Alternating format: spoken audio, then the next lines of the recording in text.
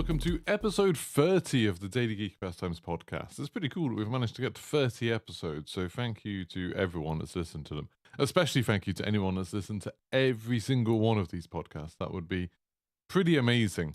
What we're going to be talking about today is what makes lore good in games. I really struggled with the title of this podcast because I know what I mean in my head, but it's hard to put it into a few words. So I'm really talking about what's the difference between like good lore and bad lore in games. At what point does lore get annoying in games? And at what point does it like really add something to the experience? So I'm going to talk about some of my favorite games that have ways to access the lore. And we'll also talk a little bit about like films and TV and stuff like that. But let me know in the comments, let me know in the chat, what games do you think have good lore? And we're going to start off by talking about Call of Duty lore in particular. And whether or not you care about it, really. Like, think about it. Warzone has a bunch of lore. DMZ now has a bunch of lore as well. The kind of interconnected universe of Call of Duty seems to have some.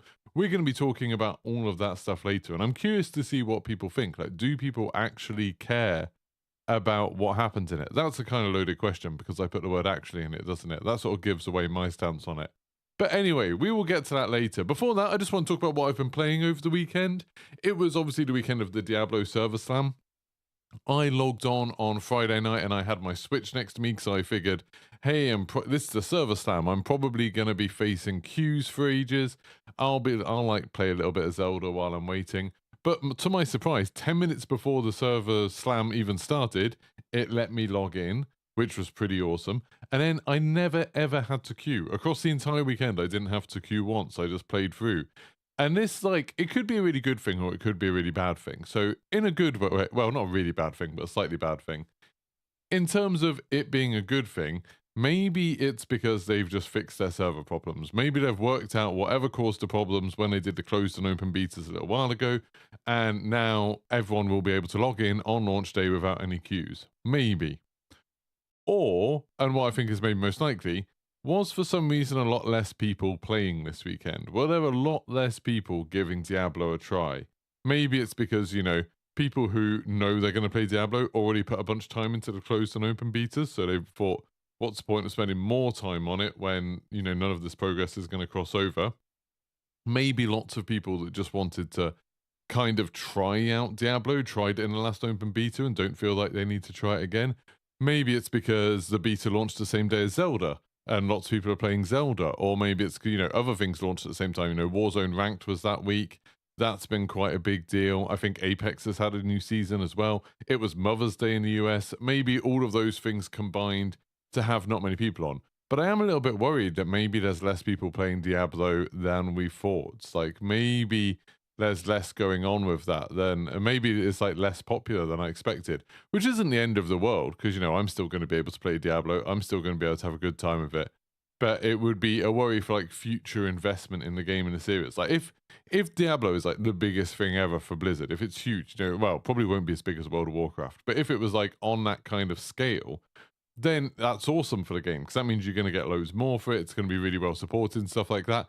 If it ends up being another Heroes of the Storm, then it could be something, you know, they support for like a year or so, then it dies out a little bit and we never hear of it again. So there's a little bit of a worry there. Like, the lack of queues was really exciting for me, but there is a sort of slight worry that maybe this Server Slam wasn't exciting. I didn't see as many people talking about it this weekend for sure as I did the previous weekends, but maybe that's because before everyone was complaining about the queues. I don't know. As for the beta itself, I had a good time with it. It was a lot shorter than the other ones. Like, not only was it only 48 hours instead of 72, but also you could only level up to level 20. You couldn't get to 25 anymore. I just leveled a rogue in that time, got to 20. And it's a bit of a weird breakpoint getting to 20 because that means you don't have enough skill points to get any of the ultimate skills. It means you get a lot less legendaries and things like that. It kind of felt like there was a lot less to do. I do know they did a lot of balancing changes, and I know people who are playing Necromancers were kind of disappointed because they can like raise a skeleton army, and in the previous beta, that skeleton army was basically indestructible, and so you could raise it once and then not really have to worry about it and just use your other skills. Whereas now, apparently, they took off like 90% of their health, so they were super squishy and just dying all the time and basically useless. And I heard the Sorcerer got nerfed. I definitely saw less people playing that. And there was some kind of changes for Druid and Barbarian. Rogue, for what it's worth, I found that the least fun class to play the first time I played it. I experimented with a couple of different builds this time, and I definitely had more fun. I still don't think it's the best. I still don't think I'm going to be playing a rogue as like my main character when the game comes out. But I can see where people are coming from. It's enjoyable. I think it suffers from something that quite a lot of them do, quite a lot of different builds do at least, where it feels really good in a specific situation where you've got like a handful of really strong enemies and then a bunch of weak enemies. When you're fighting a single boss or something like that, it feels quite boring to me. But again, you know, we didn't have many legendaries, we didn't have all the abilities. Maybe there'll be ways to make all of that feel better. But yeah, that was the Diablo beta. The other thing I've obviously been playing loads of is Formula 1 2022. And this is a weird one. Like, I got Zelda on Friday. I had a kind of annoying experience getting it where months and months and months ago, I pre-ordered 2 copies of Zelda. One was my wife's birthday present and one was for me. Because like we both played, she played more Breath of the Wild than I did. And we have 2 Switches, so I was like, oh, this will be awesome. You know, when it comes out, we'll be able to play it together. So I pre-ordered both those ages and ages ago from Simply Games. And then on the day of release, it didn't come till like lunchtime, till like 11 o'clock, 12 o'clock sort of time, which was a little bit annoying, but you know, that's Royal Mail. You can't do much about that. But you know, it was like, well, I was thinking we could have just gone to a shop and got it. That would have made more sense because neither of us work on a Friday. Well, I do, you know, the podcast and stuff, but like neither of us have to be somewhere on a Friday. And so I was like, that's a bit annoying, but oh well. Then when the package finally arrived, there was only 1 copy inside. And I was like, this is quite frustrating. So, I mean, again, it wasn't a big deal. Just drove to a shop, went and bought one, came back. It was just annoying after pre-ordering it. And then I contacted Simply Games repeatedly on email and they didn't say anything. Then I said something about them on Twitter, you know, where I've got 14,000 followers, which isn't loads, but it's more than a lot of people. And they strangely immediately replied to me after that. And they were like, oh, yeah, we've already emailed you. And I was like, no, you haven't. And then a little while later, about 10, 20 minutes later, I got an email through from them saying like, oh, we're so sorry about this. Like, the other one is on like, you know, tracked postage, it's delivery, it's already on its way. It just turns out that they were sent separately. And I was like, wait, what? I don't want another copy. I've bought myself another copy. I wanted it for launch day. That's why I pre-ordered it. Like, just cancel it. And they were like, okay, we've cancelled it. We'll refund it to you. And then I was like, wait a minute, but they said that they'd already delivered it. They said that they'd already posted it. It turns out they definitely didn't. It turns out they were definitely lying when they said that they'd already posted the second one, because otherwise it would have come on Saturday. But anyway, so bad experience with Simply Games. Probably not going to use them for pre-order anymore. But I did get Zelda, and as soon as I loaded it up, I was surprised by how much fun it was. I was expecting the 30 frames second thing to really bug me. I was expecting it to look terrible, all of those sort of things. And I loaded it up and was immediately like, oh, this actually feels all right to play. Like, this feels pretty good to play, to be honest. Like, the controls felt pretty good. I still hate how Nintendo have the A and B buttons the wrong way around, the X and Y buttons the wrong way around. You know, to me, they're the wrong way around. And I grew up with Nintendo consoles, but I still see the Xbox way of doing it as the right way of doing it. It's really annoying when it comes to, like, cancel and okay. Apparently, that's a thing in Japan. Apparently, in Japan, it's always been a thing. And that's why on PlayStation controllers, the button that's like on the right is the circle. That's meant to be like accept, and then the button on the bottom is X, as in like no, like go back or stop. But for whatever reason, we've also in Europe and America had this idea that the bottom button is the OK button and the right button is the back button. So we've ended up in this weird situation where on Nintendo consoles, like A and B are the other way around. It's very, very confusing. It's very, very strange. And it means that when you're playing Zelda, whenever you want to say okay to something, you have to press the button that's like the cancel button on every other platform. It's so frustrating. But anyway, yeah, so I played Zelda. I enjoyed it, but I only played it for like a couple of hours. And then I found myself just wanting to play other games. Like, it's really weird. Like, I've spent most of the weekend playing Formula 1 2022. Like, I've just got into watching Formula 1 a bit more lately. I'm excited about Formula 1 2023. It looks pretty cool. And, you know, they're releasing all the trailers and information about that now, so I'm getting a bit more hyped for it. And I find, like, as someone that watches Formula 1 but hasn't watched it for, like, years and years and years, I don't know the tracks and stuff like that very well, but playing the game sort of helps me to understand the tracks and understand which bits of the tracks are, like, the exciting bits, what are the things to look out for on each track. You know, it's like there's some tracks where it's like a specific corner is an absolute nightmare that I didn't really realize until I played the game. I was like, oh my God, you have to do something super weird here. And then when you're watching the races, you can kind of get a better sense of like what's going on with that, of like why the drivers are struggling in a particular bit, why is everyone overtaking on one particular section. All of that stuff like makes it a lot more interesting to me. I still think with that game, Formula One 2022, there's a lot of places that they could improve. Like, it's not one of those games like FIFA and stuff like that where people are like, oh, it's just the same game every year. Like, F1 2022 still feels like there's a bunch of kind of UI problems and there's a bunch of kind of just gameplay problems that, say for me, someone who wants to play quite casually, all I really want to do is play one practice session on a track to learn it, then do qualifying, then do the race. But to do that, you have to kind of go into the game, do the first practice session, and then retire from the rest of the sessions, which seems to give you some disadvantage. There's some sort of driver points you don't get anymore. I don't know how that works or what that means. And then sort of like tell the game basically that you're just quitting from the other two sessions, and then go do the qualifying and do the thing. Which sounds like a minor thing, but it's kind of annoying to do every race where the game's always like, well, you didn't do any laps in practice, sessions 2 and 3. And it's like, yeah, but I didn't want to do like an hour's worth of practicing before I did the qualifying. I just want a kind of almost within the career settings, like an arcade setting where it's like, yep, I want to do a race where it's long enough to have a pit stop. I want to do qualifying, at least, a 1 lap thing of qualifying, and I want to do 1 practice, but I don't want to do 3 practices and stuff like that.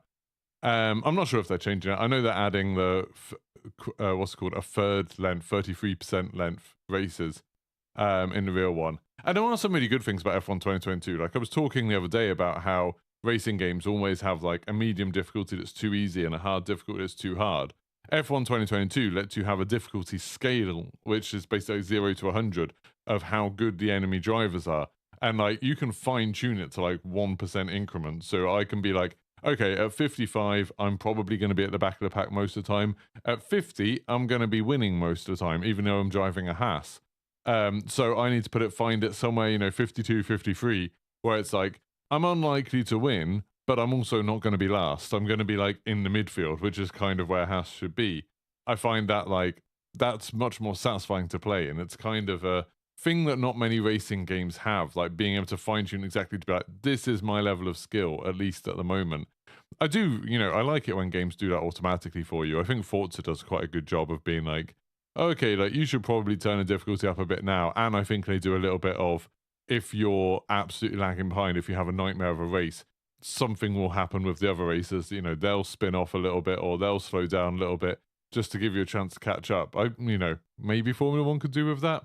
It's also just interesting as someone that hasn't played like Formula 120, Formula 121, Formula 1, going through the whole series. The things that are missing from it, like there's not much in the way of like mechanical failures. There's not many yellow flags and safety cars happening. Enemies don't crash that much. And it's like, I can kind of understand why all of that stuff isn't there. It would be very frustrating to play a game where you're doing really well, but then a mechanical failure costs you the race. But that's also quite a big part of Formula One, especially if you don't put the money into, research and development and stuff like that. Or if you're really pushing the research and you're really pushing the parts, then maybe you're going to end up with a more unreliable car, which is kind of a trade-off for it. And also just like the big crashes and stuff. I get that they don't want to simulate anything where it could show the drivers getting hurt because they're all real people. But on the other hand, again, big crashes are quite a big part of Formula One. Lots of people, nearly every team takes less fuel than they would need for a race. Bear in mind, you can't refuel in Formula One anymore. They take less fuel than they need because they assume there's going to be a safety car. They assume there's going to be a big crash at some point. That's going to mean there's a safety car, which means their car uses less fuel, so then they can get away with being a lot lighter. Stuff like that, I feel like the game could maybe work on. As it stands, every now and then someone crashes, but it's in a really unspectacular way. And it's always in quite a sort of like a boring kind of, oh no, a car span off in front of you. Or if you crash, it's just like your wheel glitches out. It's really bizarre. But yeah, so I've been enjoying Formula 1 2022. Sorry, I've been talking about that for a long while. I've just been really enjoying the game. And I've been playing it instead of Zelda, which just blows my mind. I used to be a massive Zelda fan. I didn't love Breath of the Wild in the same way everyone else did. But I did, I loved Ocarina of Time. I loved Link's Awakening. I loved Majora's Mask, Wind Waker. Even Twilight Princess I quite liked. Didn't like Skyward Sword. Never finished that one. But, I liked a lot of the others, and I loved a few of those games. The N64 era and GameCube era was really spectacular. And yeah, this new Zelda game, I'm really enjoying it. Every time I play it, I'm like enjoying discovering stuff, enjoying basically everything about the gameplay except for weapons breaking. And it's just like there's something that means that when I stop playing it, I don't feel an urge to go back to it. I'd rather play Warzone. I'd rather play Formula One. And that feels like slightly strange to me for a Zelda game. I'm not sure what's wrong with it. It might just be that I'm not used to playing the Switch. That might be it. Like maybe because I'm not used to playing the Switch, I'm not feeling that drive like I do for other things. Maybe I'll play some more later and try and get into it again. Who knows? But anyway, that's enough of what I've been playing. Let's talk about the news. So we've got two news stories today and then 3 new game releases this week. 3 new game releases is pretty good. 3 games that 2 of them I'm super interested in, 1 of them I'm vaguely interested in. So the news, the first one, some bad news. Deviation Games has been laying off a bunch of its staff. So for anyone who doesn't know, Deviation Games are a company that was set up by Jason Blundell, who used to be the director of Zombies on Call of Duty, along with someone else who used to work on Call of Duty games. They sort of left Activision and went to go make their own studio, and they hired a bunch of people, including JC Backfire, who was a zombie streamer. He was hired as a community manager, and no one really knew what they were working on. And obviously, there was like this expectation that maybe it'll be something like a Zombies game. You know, people have wanted for a long while a standalone Call of Duty Zombies game. And maybe people thought this could be like a spiritual version of that, you know, not an official Call of Duty Zombies, but something along those lines. And it had been like a couple of years, and we didn't really hear anything about what they were working on.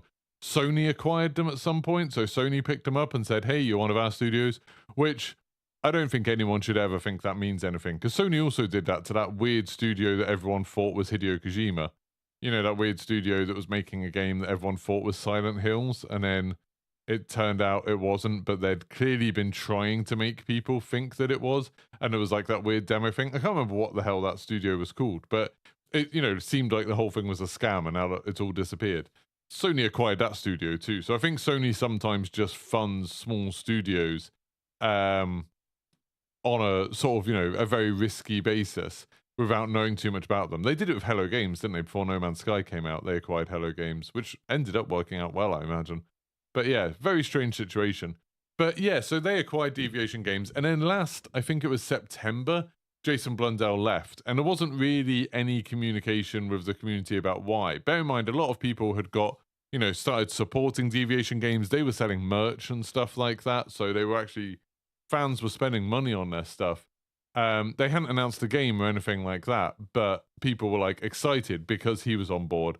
And then he left. He just sort of randomly left. They sort of said, thanks for his service, thanks for his contributions, but we're going to part ways. Seemed very, very odd. Seemed, you know, like that's odd for a co-founder to leave a company that makes video games before they make a single video game.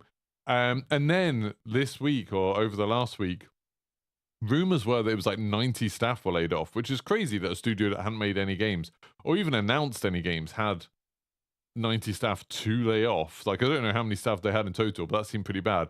But Twitter's been like awash with loads of people who were working there who have now been like, yep, suddenly got laid off, need a job. It seemed like it came as kind of a surprise to them. JC Backfire was one of them, so the Call of Duty Zombies content creator, he was laid off as well, so he's not there. So now the Zombies community are like, oh, so Deviation Games is now this company where people we used to look up to or we used to want to follow, they used to hire them, but they don't anymore.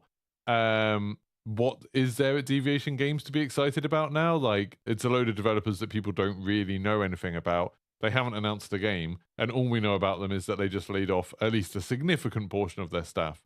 It just, you know, it doesn't look good. It's not something that people should be excited about. Personally, I've never been excited about what they were doing, just because, and I've said this before on the podcast, there's been a space, since COVID especially, but over the last 10 years really, of high-profile developers leaving companies, leaving like the big companies, you know, leaving development studios that are owned by Activision or EA or Ubisoft or Microsoft or Sony, leaving those companies to set up their own studios and promising the world. You know, often they'll come out and say like, we're going to work on this, you know, AAA MMO, FPS, extraction shooter, battle royale, all of this sort of stuff. That's kind of quite a common thing, it seems, for them to come out and start making a lot of promises. I know Deviation Games never said what they were working on. But anyway, they do this, and then nothing really comes of it. And, eventually the project just kind of fizzles out after a few years. And obviously, there's lots of reasons for that. Like, these people who have worked at massive development studios for massive publishers are probably used to very different budgets. They're probably used to loads of jobs being done kind of in-house that they now have to be a big part of. It's probably something, where they can't develop things as quickly because they've got smaller teams, so chasing trends and things like that doesn't work out.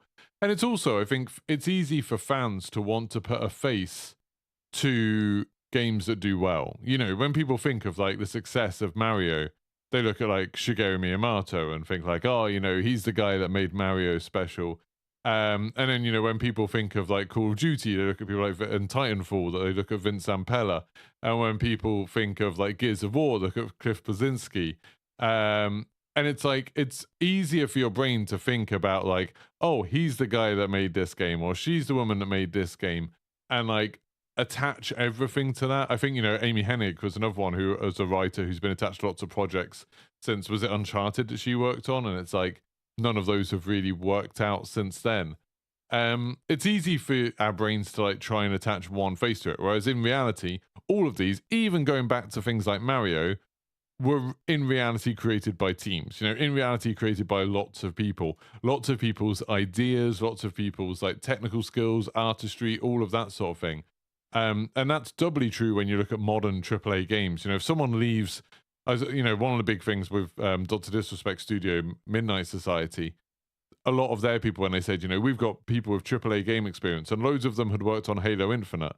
And it's like, okay, but Halo Infinite wasn't a very successful game, and Halo Infinite probably had hundreds of developers working on it, or hundreds of people working on it in various different formats. Like, is that a good thing that they've worked on that? Is that like a amazing thing to their resume? It's really hard to sort of like work out what someone's contribution was. So then when that person then goes and makes another game, it's kind of hard to tell whether what made the previous games good was down to them, like whether they would be able to recreate that. I mean, and I'm sure there are people who can do it. And it's a bit different with like indie games. You look at games that have been basically made by one person, like the guy that makes Stardew Valley, and it's like, well, obviously that game was entirely him, so his next game will probably be as good as that.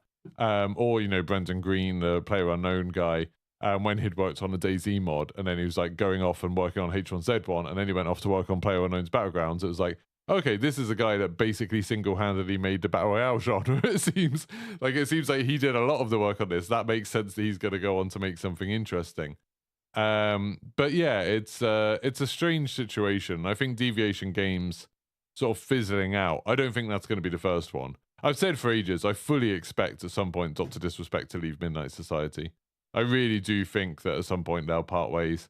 And I wouldn't be surprised if loads of these other development studios that have come about with ex-AAA developers as like their celebrities, as their stars, just kind of fizzle out. Not because there's anything wrong with those people, or not because they've made any mistakes, but just because game development is insanely hard. And the whole thing of like, look at this superstar we've got working for us is just marketing, really. Like, it doesn't make them more likely to succeed than any other company. So yeah, like we'll see how it goes with all of the other ones that are trying to do this sort of thing. But it doesn't fill me with confidence. Have you seen the other one? So just before I move on, the other big game that sort of has this star attached is Neil Blomkamp's studio. They're making a game called Off the Grid. And Neil Blomkamp, people might know as the director behind District 9. I heard him described on the IGN podcast the other day in negative terms of like, oh, he made District 9 and hasn't made anything good since. I personally thought Chappie and Elysium were fine. I didn't think they were bad. But Off the Grid was this like Battle Royale game that he was doing, and they've released all of these like cinematics and stuff for it, but they've never released any gameplay for it. They've never really released any gameplay details for it. But when I started, I got excited about the announcement because I like District 9. And then I looked into it a bit, and it was like, oh, they're just advertising it at all the crypto places. There was like loads of crypto events over the last few years, and they've been at like all of those, like selling NFTs and stuff like that related to it. And it's like, oh, it's one of those things. And it's like, that seems like a bit of a common thing as well. These game studios promising AAA games, and then not really showing off much of the AAA side of these games, but they are selling you a lot of crypto and NFTs, and that seems to be quite common. And again, I sort of imagine will fizzle out at some point, much like the whole sort of crypto thing has. Then finally, news story wise, as in the second news story, because I'm taking ages to say everything this morning. I apologize. I'm like talking so slowly today, I think. I'm saying a lot about not much. Is Battlefield putting out a statement about harassment. So this is something that I think a lot of different news sites and stuff have picked up on. But it's barely news in a way, because it's something that I think a lot of us know is true and know is consistently ongoing. So I'll read the statement out, but they put this out on their Twitter, and they said, recently we have witnessed increased harassment towards members of our development team. Across all of our Battlefield studios, we're open to constructive feedback and criticism about our games. But to maintain a healthy and open dialogue with our community, we will protect our teams and people from toxicity and harassment. We believe that this has no place in our game or within the Battlefield community. We want to remind our players that through our EA user agreement and Battlefield community guidelines, we will take appropriate action to uphold these values. As a community, we play the objective together. And like I said, like, this is barely news, because it's just something like, we all know people harass developers. We all know people harass Call of Duty developers, Destiny developers, Battlefield developers, World of Warcraft developers. Any of these kind of live service games where it seems like there's a fan base that kind of builds their entire personality around one game, and they just sort of like, all they care about is this one game. It seems like a lot of those people are super toxic to the people that make them. And you know, and there's like people who are casually just super toxic to it. And I'm always kind of surprised that whenever this sort of stuff gets shared on Twitter, there's always the, you know, the normal thing of people being like, oh, you know, we support you, we like blah blah blah, you're great. The kind of outpourings of support and stuff, which is fine, I don't care. I always find it a little bit weird and insincere on social media when people are like, no, you're amazing, like, we love you, blah blah blah. And it's like, that's the extent of their support, is that, like, it's done, because it's so easy to do that without any kind of anything else. You see it like with, you know, when people have had real hardships in their life and then they post about it on social media, and there's a bunch of people being like, oh my God, we stand with you, we support you, as if that's like a meaningful gesture. And it's like, this doesn't mean anything. I'm a bit cynical about all that stuff. Social media, I'm just a bit like, all of this is insincere, none of this matters. But anyway, so yeah, like, they always do this on these posts. There's always people like that, which is fine. That's like probably the normal reaction. And then there's like always people who start going in there and being like, well, if you made a good game, you wouldn't get this harassment. It's like, maybe if you communicated with us, maybe if you gave us what you want. And there's this weird kind of high school bully mentality of, this is your fault, I'm being mean to you. Like, you're making me this way. You're making me say these horrible things. And like, you deserve it, because otherwise how are you going to learn? Like, I'm doing this for your own good. It's a whole thing, you know, when people like look at bullying in high schools and they're like, oh, it's character building. You know, it's like, it's the victim's fault, really. They need to toughen up. They need to get better. And then people are like, you know, oh, you've got a social media account, so you should accept this criticism. Or people do the whole kind of ridiculous argument of like, when someone says, hey, don't send developers death threats, and then people say, what, you don't want developers to have any criticism at all? You don't want them to get any feedback? How are they going to make their games better? And it's all wrapped up in this stupid thing. We talked about it in that episode about entitlement before, that like, people who play games seem to, not everyone, but a lot of people, I would say almost like, it's not a very vocal minority, it's like a substantial part of the people who play games and talk about them online, massively overvalue their own opinions on those games and their own experiences, to the point where like, they think they've got something super valuable to share with the developers that the developers need to hear. I get DMs fairly regularly, not loads, but like once a week or so, I'd say. I get a DM from someone saying like, hey, you talk to Call of Duty developers, can you tell them? And then it's like about a bug, or it's about a feature that they don't like, or something like that. And it's like, why? They almost definitely already know about this. You know, it's like you got all of those hundreds of YouTube videos that were made about like the server problems in Call of Duty and how to fix them. And it's like, do all of those content creators think that the Call of Duty developers don't know that the servers were having issues? Like, the Call of Duty developers obviously have a lot more information than we do, and a lot more sort of, you know, constant data coming into them. They'll know exactly when something's wrong, and there will be people working on fixing it. Obviously, why wouldn't there be? And it's like, but they seem to feel the need that, like, I need to make a video explaining what the problem is for the, and this will hopefully help the developers. And I hate that when I hear that in a video. Whenever I'm watching any video, like not just Call of Duty, but anything, and they start saying like, I hope the developers see this and it helps them to understand. And it's like, whoa, what a weird, like, just taking mansplaining onto like an institutionalized level of sort of like, this giant company full of experts needs to hear what I have to say about the thing that they spend their lives making. It's like, whoa, what? That's so weird. I just find the whole thing weird. It's like, even when companies like when Battlefield says, we are open to constructive feedback and criticism about their games. I feel like that's sort of said as if it's a given, as if that's just a truism, as in like, oh yeah, we accept that we need feedback and, we value your criticism. And I'm just sitting here like, why? Like, do you need to? Like, surely there's enough people working on Battlefield that they know what's good and bad about the game. I genuinely don't believe there's much that people will have said about Battlefield that hasn't been said internally in the company before. I'd be surprised if there was basically anything.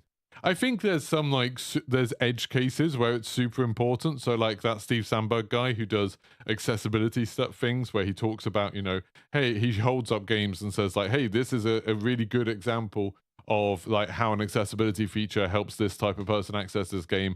And this is an example of a game where it actually blocks people from doing it. That's really useful because you can easily imagine that development studios might not have that experience, might not have that perspective. And similarly, when you get to like the very top level of things, CDL players playing Call of Duty, they probably have a different perspective about what makes a game good for like competitive esports. They probably have a perspective that the developers might not have. And, that's why they let them play the games months early before anyone else, before content creators. But average content creators and just normal people playing the games, I don't think they have a perspective or an experience that is unique or useful to the game developers. I just I've brought this topic up so many times, but it's like, it feels like it's such a weird thing that happens a lot more with games than other things. Like, do you think, I mean, maybe it is true. Maybe I'm just not into that world enough. But do you think like authors get people reading their books and then giving them feedback, telling them like what they should do for their next book, telling them like what they should do with characters and what they should do with plot points? Or do you think like movie directors and movie screenwriters get people saying like, oh, okay, well, so like, I can see what you're trying to do here, but this is what you need to do. This is how you need to make it better and stuff like that. It feels really weird. And I'm not really talking about like professional criticism, because that's a different thing. Like, you always get the idea that at least there's a concept, and I know it's not often true, but it's a concept that professional critics, professional like reviewers have some kind of experience or insight in that, they are evaluating something. And their evaluations might have a unique perspective, might have something, you watch a movie review from someone who's watched a lot of movies. You read game reviews from people who review a lot of games that maybe you don't normally play, and then they might have a bit more value to you.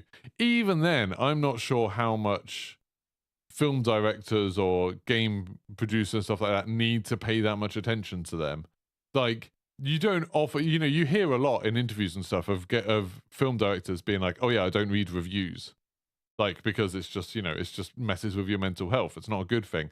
And people just accept that. But with games, people seem to think that all of the game developers need to be constantly on Reddit or be on Twitter or be on Discord, listening to what everyone says and like making notes about what everyone says. And it's like, why is our opinion more important than theirs? Like, why is our perspective or our experience more important than theirs? I find that super weird.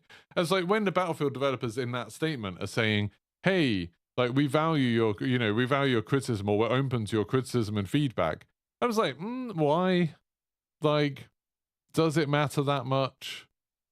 I can't imagine, like, when, going back in time, when Hideo Kojima was making Metal Gear Solid, when Nintendo were making Zelda Ocarina of Time, when Rare were making GoldenEye, when Bungie were making Halo, do you think they had a lot of random people just giving them feedback and advice on how to make their games? These people, when Valve made Half-Life especially, Do you think they were like listening to what people were talking about on forums and stuff like that and saying like, this is how we make a good game? And, that was a time where there were these incredible games, like these classic games coming out. You look at things like System Shock and like Deus Ex and Final Fantasy VII, all these sort of things, all made in a time where giving feedback to developers was insanely hard, just like an insanely difficult thing to do.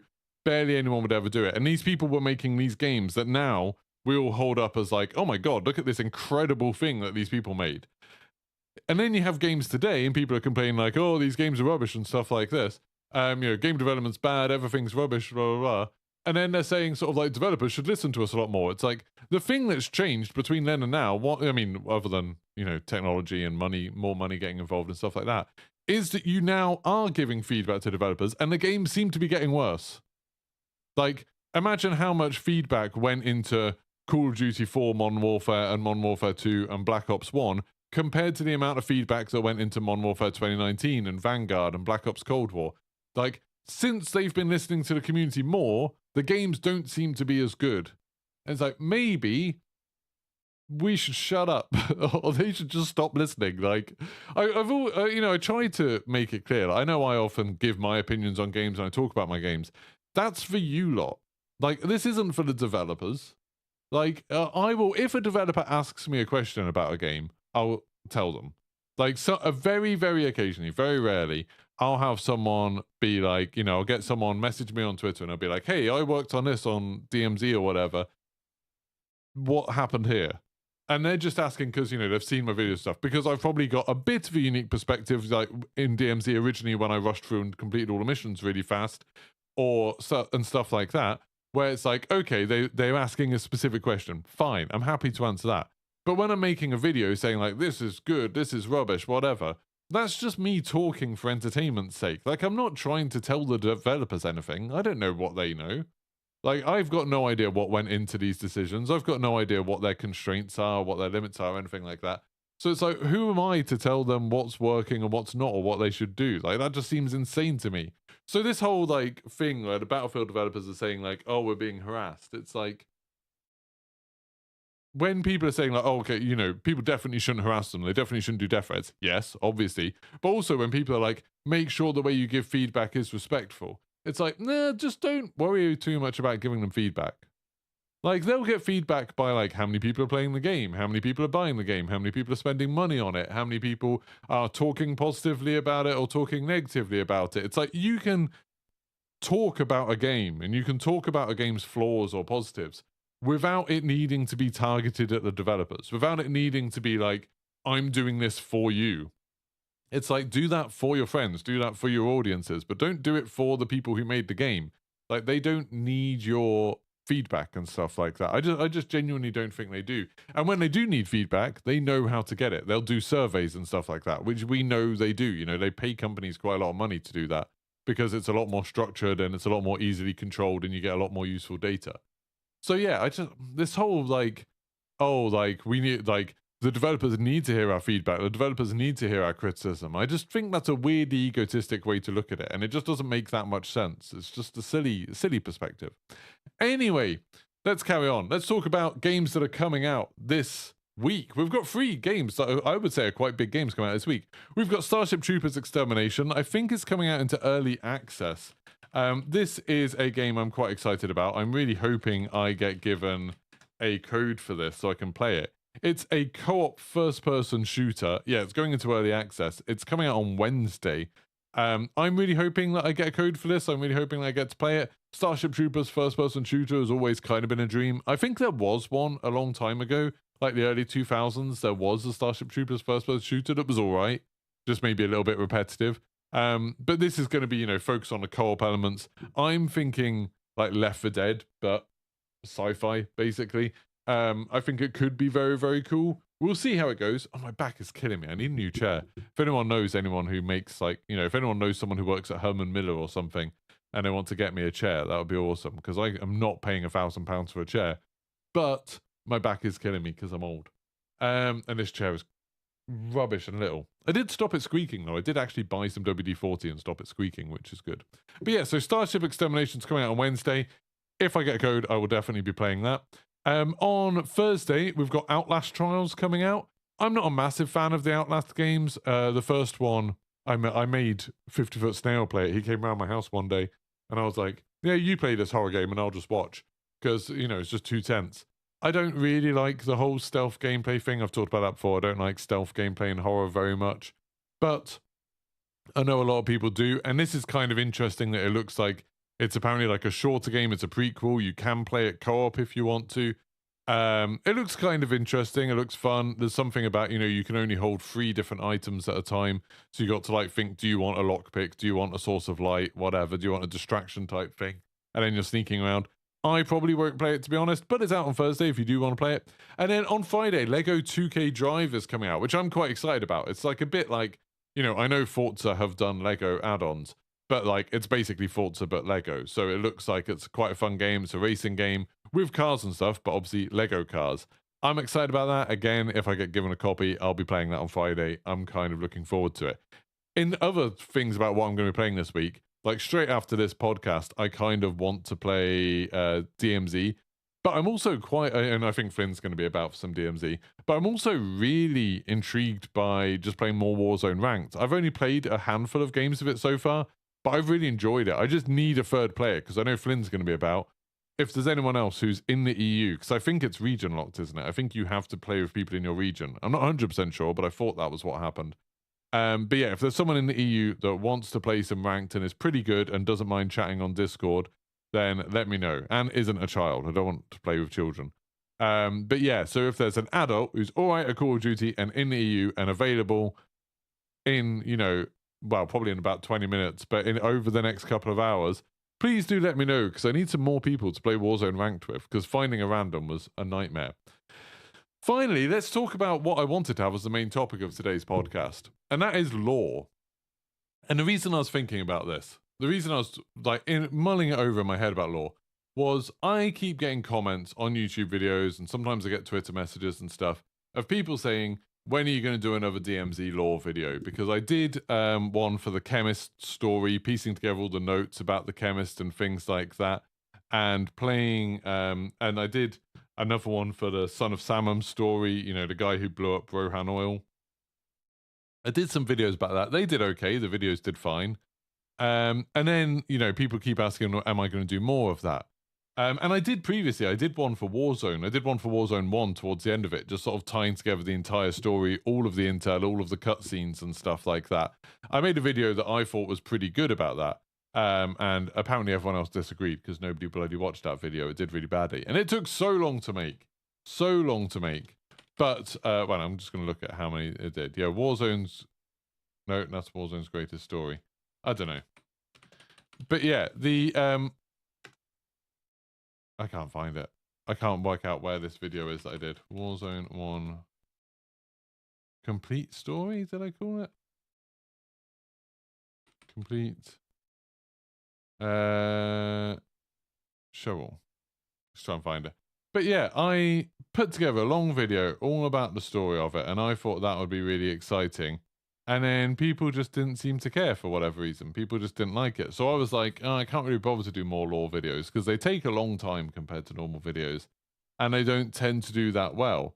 And the other big problem, the other problem that I have is that, what the hell? Okay, is that I don't care about the Call of Duty story that much. I've never thought the Call of Duty story was particularly interesting. I've never thought it was particularly good. Like the campaign stories, when people say, like, oh, this story is amazing. Like, oh, I'm so excited to see what happens to Soap and Price and stuff. I just don't care. Like, I've never thought they were particularly well written. I don't think the characters are very interesting.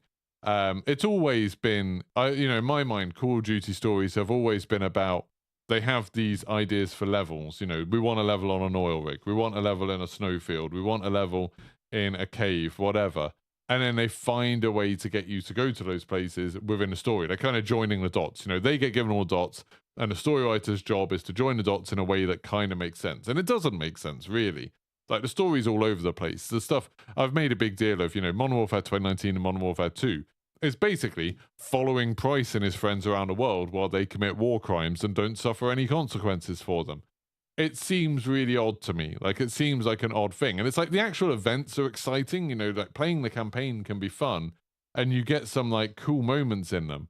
But it's not a super like it's not a super interesting story. It's not like, you know, you're not reading a novel here. Um and the same things, you know, apply to zombies. I've had people telling me for ages when I tried to get into zombies a little bit, so ready for when Black Ops Cold War came out. Greg FPS took me through all the cutscenes, took me through all the Easter eggs, and then I watched all of those cutscenes as we went through. And I had to ask loads of questions because so much stuff isn't explained in them. And people are like, oh my God, the story's amazing. Like, you just have to understand it. And I spent a long while watching videos and reading stuff until I feel like I properly understood the Call of Duty zombie story. And I was like, this isn't a very good story. Like, and again, it's fairly obvious. Like, when you look at the story, it's obvious that at the beginning they just had these four characters as like funny stereotypes, like, oh, it's a Japanese soldier, a German soldier, a Russian soldier, an American soldier, and they were just playing on stereotypes. Oh, the German soldier's evil. Oh, the Russian soldier is always drunk. Oh, the Japanese soldier's a little bit mystical. You know, playing on kind of vaguely offensive stereotypes all the time. And then they tried, you know, over time when zombies became a bigger thing, they started trying to tie them into some bigger plot, but it was always like this kind of schlocky, funny, you know, riffing on the sort of pulp fiction type thing. But I don't mean that as in the Samuel L. Jackson film. I mean it as in actual Pulp Fiction. You know, just like a fun little adventure story that didn't need to make sense. But people wanted to read so much more into it. So all of this lore ended up getting created that surrounded it. And it was just like, it just doesn't make sense. It just overcomplicates something that wasn't that interesting in the first place. And you see this all the time, you know, like as much as with nearly every major fandom for a media franchise, there's an insane amount of lore that when you look at it kind of as an outsider, you're just like, this is dumb.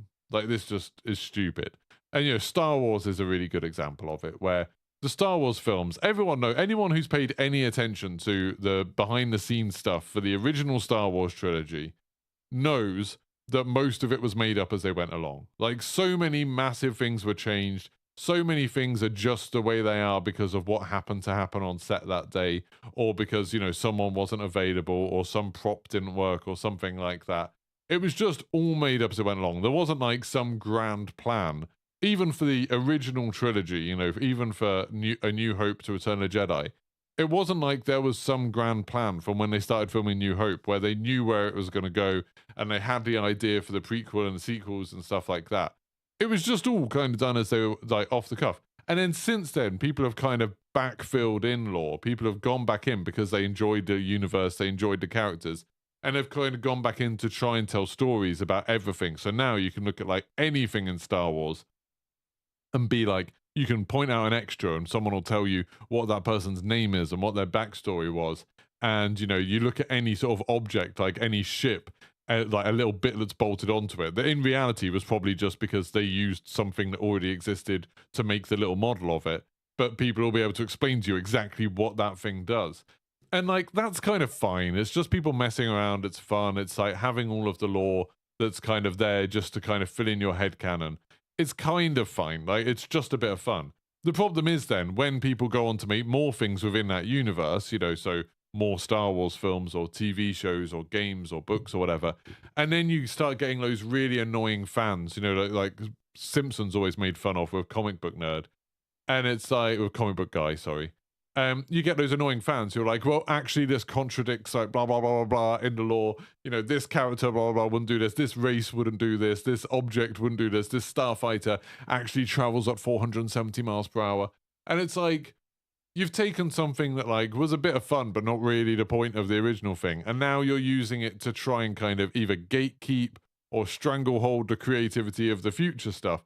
And it's like, that's not fun anymore. That's not an entertaining thing. And it seems like with all of these interconnected universes where they try to go after that kind of audience, and, you know, now you have it with Star Wars and the Marvel Cinematic Universe and Harry Potter and even like bloody Transformers and My Little Pony and stuff like that. Things that were, I always find it very funny when someone makes something with Transformers, you know, like a new Michael Bay film comes out and people are like, it's destroying my childhood. This was a great work of art and now it's been ruined. And it's like, it was literally a toy advert. From the very beginning, it was a toy advert. It was designed to sell toys. That was it. But now people care deeply about the lore of Cybertron. And it's just like, oh my God, why? Like, why are you doing this to yourself? Why are you making yourself care about this? And I think, like, going on to the title of the podcast, that's like the negative side of lore. And I think, you know, a lot of people go through the phase of when they're a kid, they find something to be obsessive about. And I saw this really funny thing that a comedian was doing where he was he was standing up on stage and he was saying that he was a nerd. And he was like saying, I'm not a geek. I'm definitely not a geek. I'm a nerd. And he decided to show off like what that meant by having a Venn diagram. And he had this Venn diagram with 3 things. And it was like intelligent, obsessive, and socially awkward. And it was saying, like, on the Venn diagram where it crosses over between intelligent and socially awkward, that's a dork. That's someone who is like just an absolute dork. Like, they don't get on with anyone because they're socially awkward, but they feel that they're very smart, so they're kind of trapped in their head. And then the third part of it is like being obsessive. So it's like intelligent, socially awkward, and obsessive. It's saying most people who are dorks get obsessed about something because then they get to become a geek. And geeks are cool. Like, people don't mind geeks. People don't mind people being geeky, so that's okay. You can move into geek. And it's like saying, if you're just intelligent and obsessive, but you're not socially awkward. Oh, no, sorry, then you're a nerd. If you're intelligent and obsessive, but you're not socially awkward, then you're a geek. And, like, people want to be in that side of it because it's not socially awkward.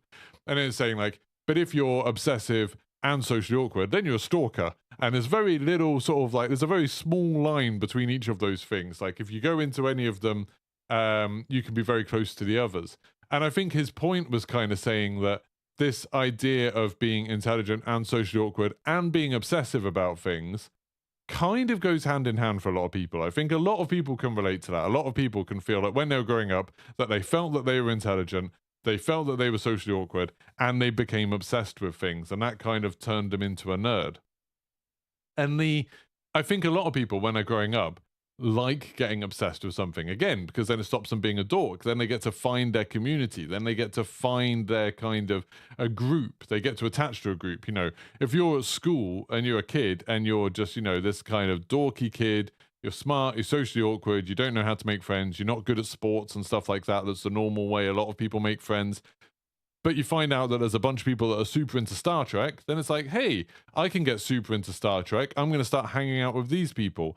And as is the nature of things, particularly sort of slightly socially awkward people, they start wanting to outdo each other on how much they know about it. Because, you know, while people who are into sports constantly want to outdo each other at being like the fastest or the strongest or the biggest or whatever, people who see themselves as intelligent want to outdo each other as knowing the most. You know, they want to be the person that knows the most about things. And so they get obsessive, and they get obsessive in weird ways. So some people, when it comes to like films like Star Wars, some people will know every actor's name. They'll know every like camera that was used. They'll know every kind of every song title, every composer who'd worked on anything to do with it, every location, all of that sort of information, which, to be fair, could end up at some point being useful. You know, then those people who end up, you know, obsessing over cameras might end up going into working in film. Those people who are obsessing over the music might end up going and producing music. That's like not a bad way to get obsessed over something. It can be annoying for everyone else. You know, you never want to be sitting there watching a film with someone that's saying,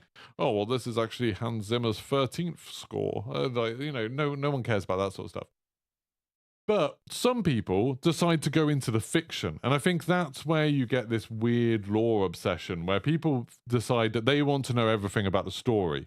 And something like, going back to Star Wars, because it's a nice example of this. If you go in something like Star Wars, there's not that much story to get obsessed over. Like, not that much happens in it, really. You know, across the original trilogy, it's a fairly simple story. The films aren't super long. There's not that many characters. It's a fairly straightforward thing. So there's almost like a limit to what you can know. You know what happens in Star Wars. You understand the story. Well done. How are you possibly going to feel superior to anyone doing that? How are you possibly going to show off within your new friendship group?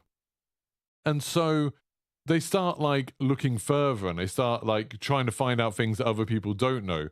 So they start trying to look up the reasons, you know, sort of like, wait a minute, why is Admiral Akbar look like an octopus? Like, why is he this sort of like weird cephalopod thing? Like, and then they start trying to work out what's happening with their, you know, Admiral Akbar's home planet, what's his people like, blah, blah, blah, blah, blah.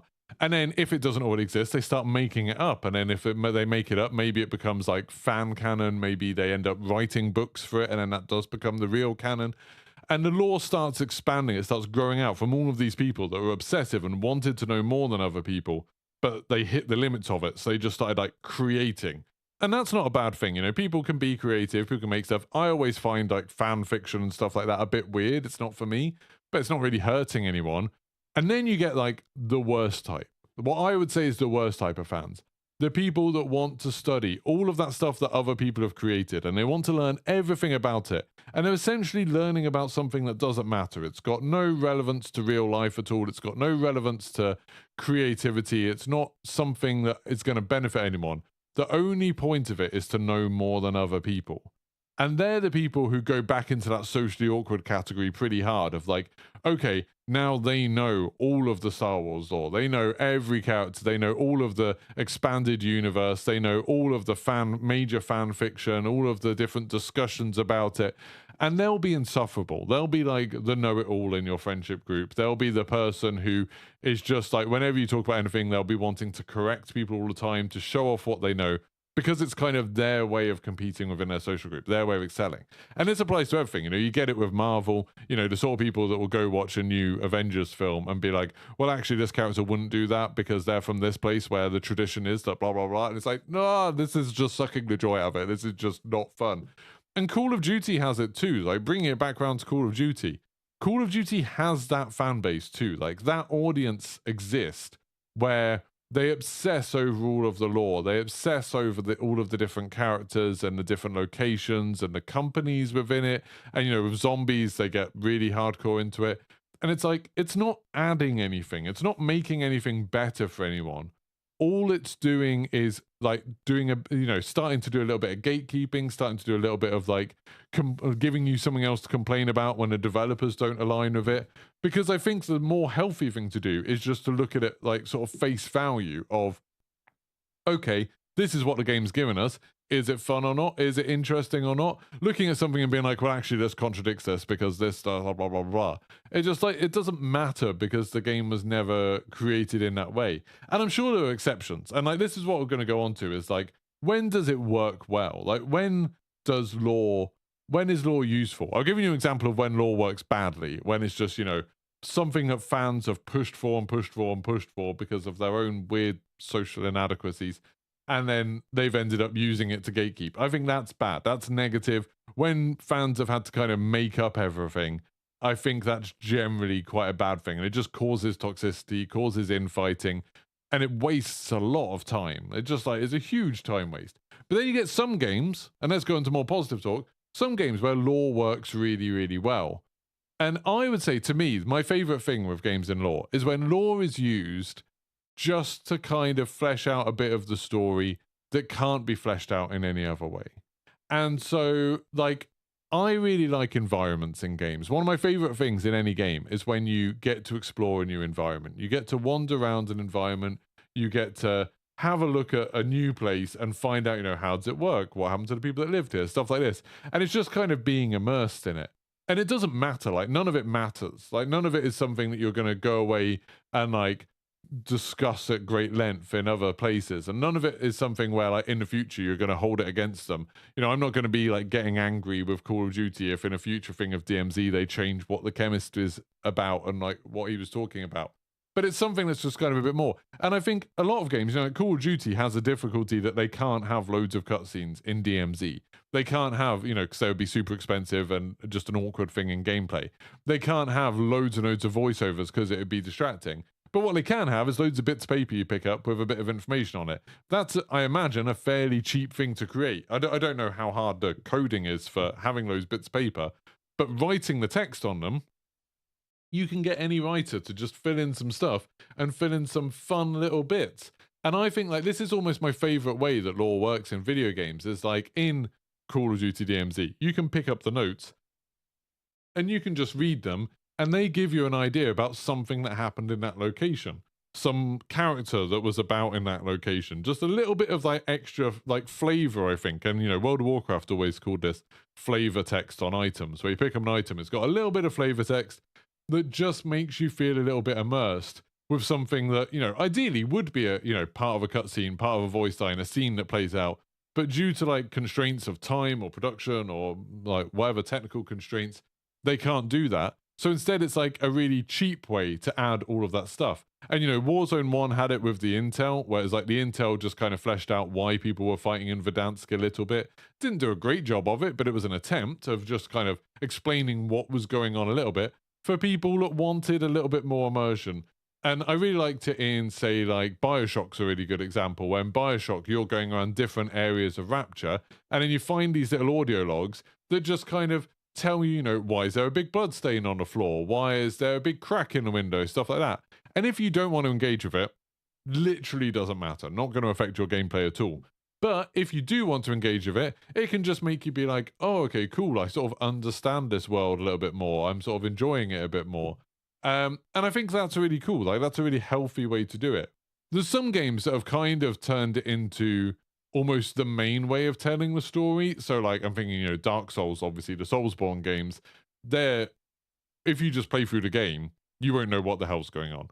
Like, I don't know anyone that has just played through any of the Dark Souls games or Bloodborne. Bloodborne's not as bad, but still quite bad. Or Elden Ring, and got to the end of it and been like, I completely understood that story, because it's just like, it just doesn't make sense. It's almost tries not to make sense. It almost rejects it and gives you this incredibly confusing world that you can start to make sense of if you put together a lot of the lore. And that's almost like a game in itself. Is like, if you want to play it that way, if you want to try and make sense of the world, fine, go down that rabbit hole, find every item, talk to everyone, try and piece it together, talk to other people online and stuff like that, and try and piece it together.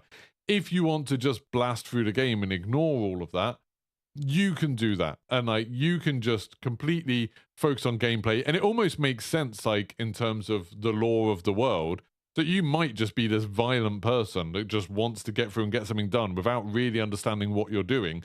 That kind of makes sense within the Soulsborne worlds.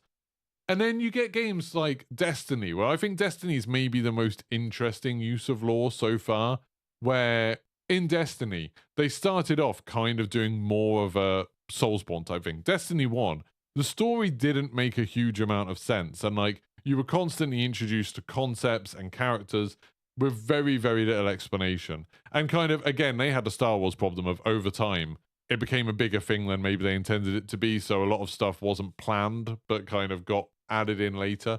But you could find like items, weapons, bits of armor, and they all had bits of lore. And if you put all of that together, you actually started to understand a bit more of kind of the backstory, a bit more of like the world.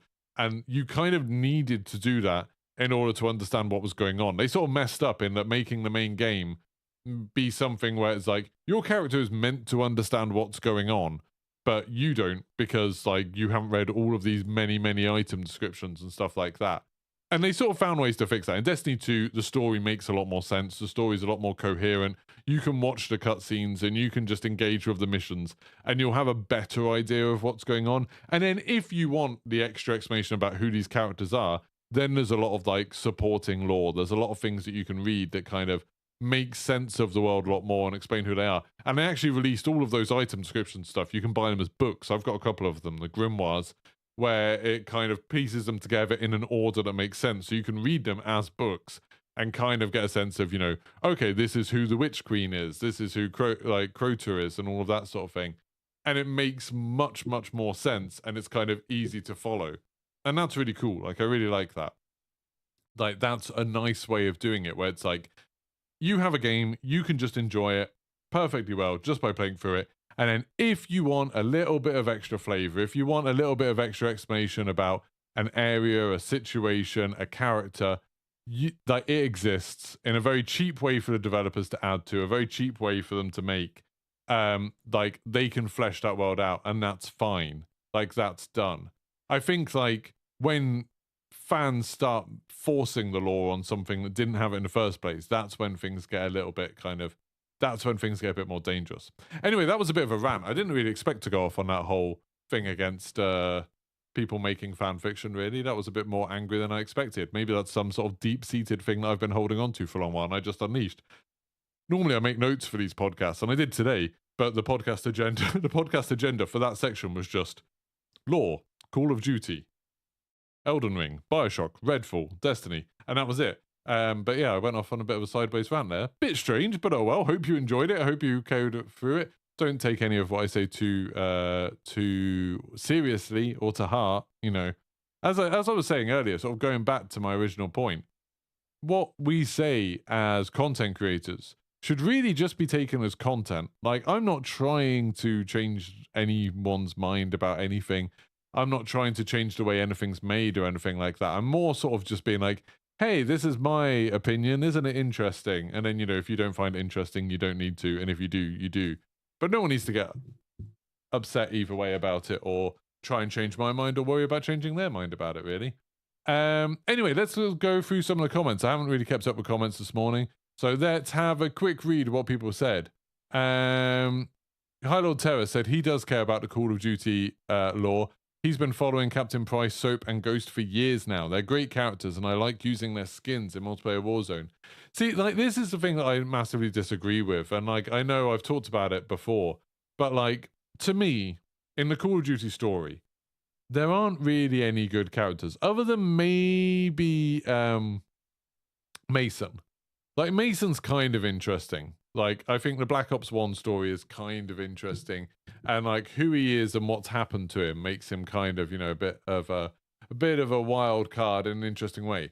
But, like, for me, it's like, Price, what is his story? Other than the fact that, weirdly, he was in World War II in the original Call of Duty games. And now, apparently, I mean, I guess it's meant to be his son or something, is in the modern games.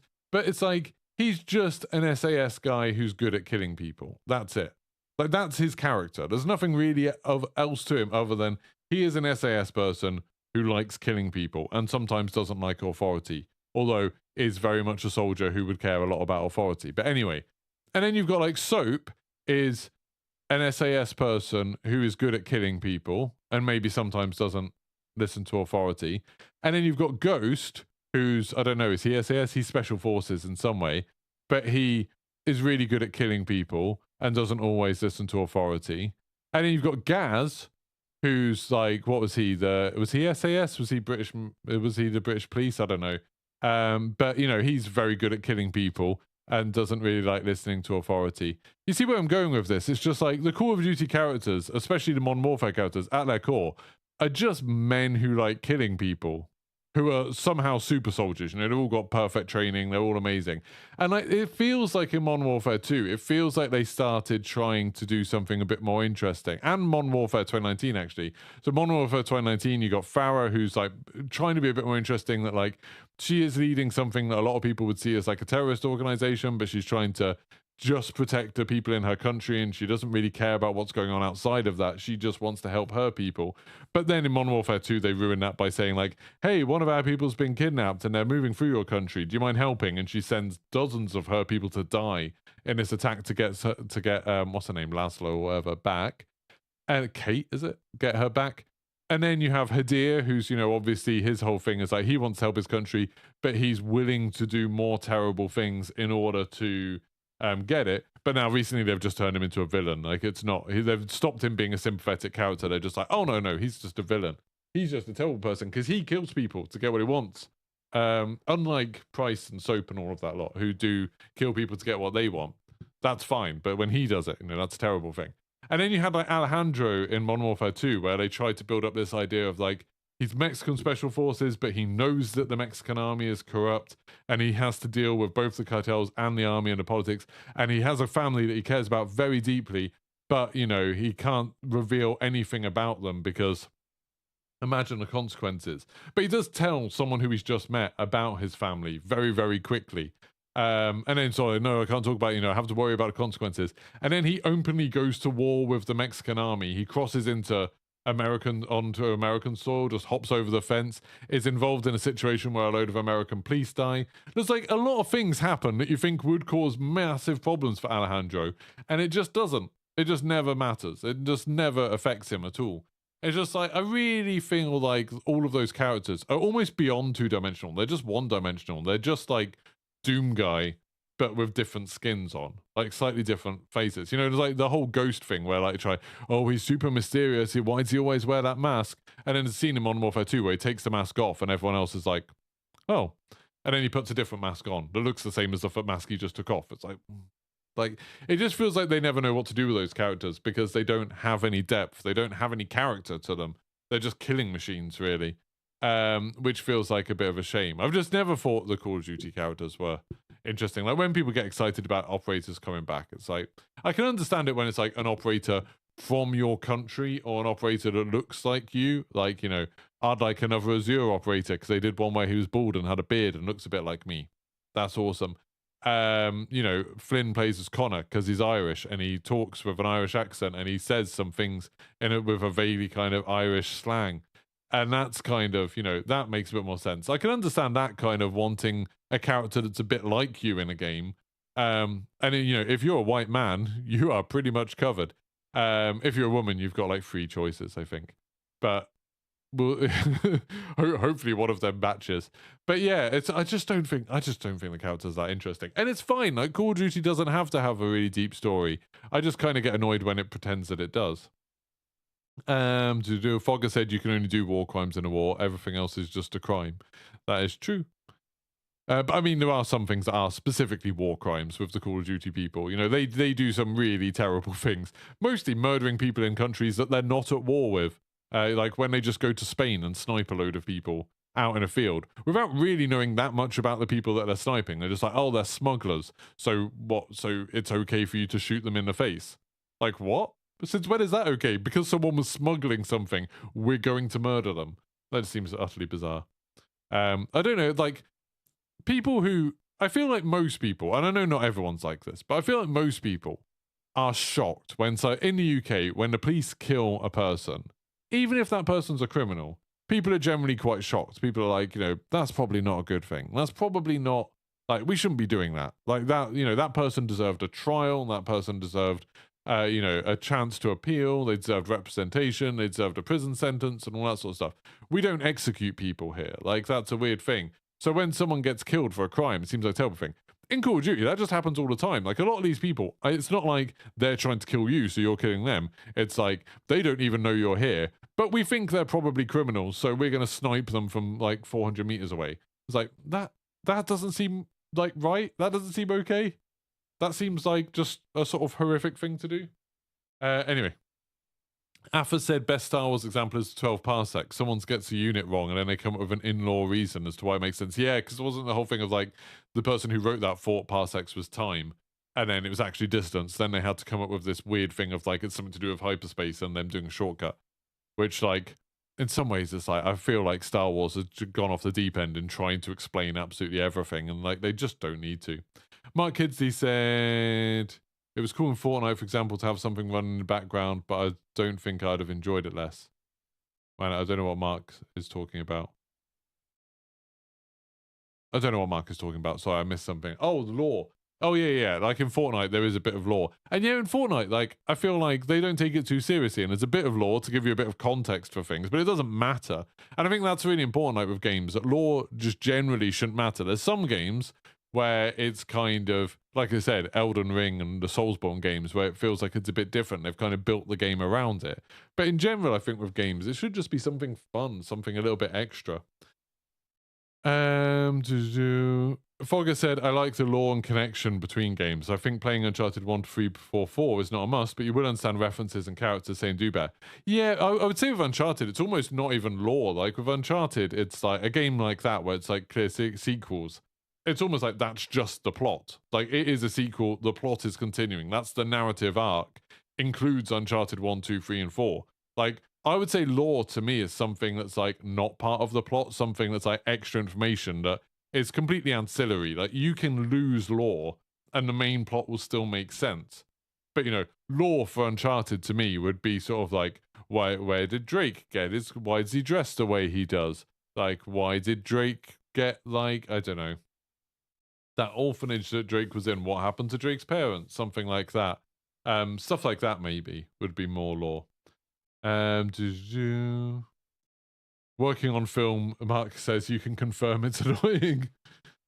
hey, without fanfiction, we'd never have had 50 Shades of Grey. I always forget that the 50 Shades of Grey started off, was it Twilight fanfiction? And then they turned it into 50 Shades of Grey. Just seems insane. I've never read or watched 50 Shades of Grey, so I can't comment on it.